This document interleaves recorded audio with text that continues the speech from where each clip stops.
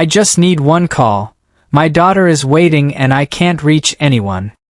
He said it to the awning rather than to her. The specific not quite asking of someone who has been taught that asking for help is a last resort and has arrived at the last resort. He was standing under the narrow green awning of Soline's Flowers on Marsh Street, rain coming down in the serious way it had decided to come down that Wednesday afternoon, his phone clearly dead in his hand, his coat already wet from the walk that had brought him here. She was 25 years old, standing in her shop doorway with a bucket of late-season dahlias she'd been about to bring inside. She held the phone out before he finished the sentence. "Go ahead," she said simply. "I'll get these inside." He made the call. 2 minutes, practical, the specific shorthand of a parent coordinating logistics, and returned the phone with both hands the way people return something they understand the value of. "Thank you," he said. "Genuinely." "It's raining," she said. "That's all." He looked at her for a moment. This young woman in a green apron with dahlia stems in her hair, who had handed her phone to a stranger without a second thought and was now acting as though this were unremarkable, and then the rain made a decision about intensity, and he ducked back under the awning. "I'll wait until it eases," he said.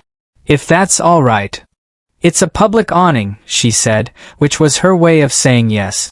His name was Beckett Crane, 33 years old. Founder and CEO of Crane Retail Group, a company that operated 47 specialty retail locations across the eastern seaboard, including, he realized as he stood under the awning reading the shop sign, 3 floral design shops in this city under a different brand name that his acquisitions team had folded into the group 2 years ago. He did not say this. There was no appropriate moment to say I might technically own a version of what you're doing, and the rain was coming down, and the woman in the green apron was arranging the dahlias she'd brought inside with the focused attention of someone who finds the work genuinely interesting. He watched her through the window for a few minutes.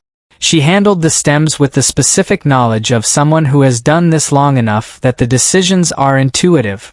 Which flowers next to which, what the arrangement was telling her it needed, the small adjustments that were not random. He had been in retail long enough to recognize the difference between someone performing competence and someone who actually had it. The rain eased after 12 minutes. He thanked her again and left. What happened next happened because of his acquisitions director, who sent him a quarterly review 3 days later that included a note about the 3 floral shops in the city. 2 were performing above projection. 1, the Marsh Street location, was performing below, which the note attributed to a new independent competitor 2 blocks away that had opened 8 months ago and was drawing significant foot traffic. The independent competitor was Soline's Flowers. He looked at the performance data, then at the address. Then he thought about dahlias and a woman in a green apron who had handed her phone to a stranger in the rain. He went to see it himself on a Saturday, not as a CEO, just as a person walking into a flower shop. The shop was small and well-designed in the specific way that happens when someone has strong opinions and limited budget and resolves the tension through clarity. The arrangements in the window were not conventional. They had the quality of someone who thought about what flowers were saying rather than just what they looked like. She was behind the counter. She recognized him from the awning. "The Rain Man," she said. "Beckett," he said. "Soline," she said. "Are you here for flowers or something else?" He looked around the shop. "Both," he said honestly. She waited. "I own the Hartwell Floral Shops," he said. 2 blocks over. "I came to understand why people are coming here instead." She looked at him with the direct, unruffled attention of someone who has received a complicated piece of information and is deciding what to do with it. "That's a very direct way to introduce yourself," she said. "You handed your phone to a stranger in the rain," he said. "I thought you'd appreciate directness." She almost smiled. "The Hartwell shops do volume," she said. "They're efficient. They're not personal." She gestured around her shop. "This is personal." "I can see that," he said. "I'm trying to figure out what to do about it." She looked at her dahlias. "What are the options?" I could try to make the Hartwell shops more personal, he said. Or I could figure out why they aren't and whether it's fixable. He paused. Or I could ask the person who's clearly figured it out if she'd be willing to consult. She was quiet for a moment. I'm 25 and I've been open for 8 months, she said. You've taken 17% of the Marsh Street market in 8 months, he said. I know because I just read the quarterly data. He paused. 17% in 8 months is not beginner's luck. That's a point of view. She looked at him with the expression of someone who is being offered something real and is deciding whether to trust that it is what it appears to be. You could have just come in as a customer, she said. Found out what you needed to know without telling me. I know, he said. That's not how I want to do this.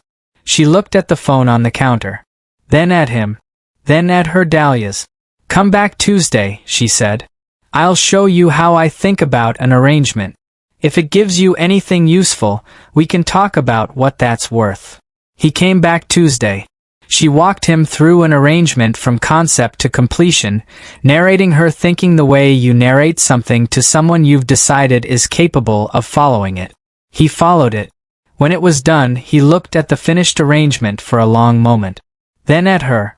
You think about what the flowers are trying to say, he said. Not what they're supposed to look like. Yes, she said. The Hartwell shops think about what they're supposed to look like, he said. That's the whole problem. He was quiet. Would you be willing to do a training program?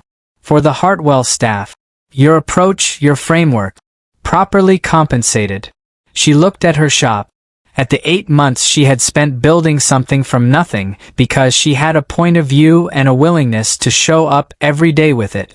Properly compensated means I set the rate, she said. That's what properly compensated means, he confirmed. She looked at him. This man who had stood under her awning in the rain and returned her phone with both hands and come back on Saturday and told her the truth about who he was before asking for anything. You didn't have to tell me about the Hartwell shops, she said softly. I know, he said. You handed me your phone in the rain. I owed you the honest version of this conversation.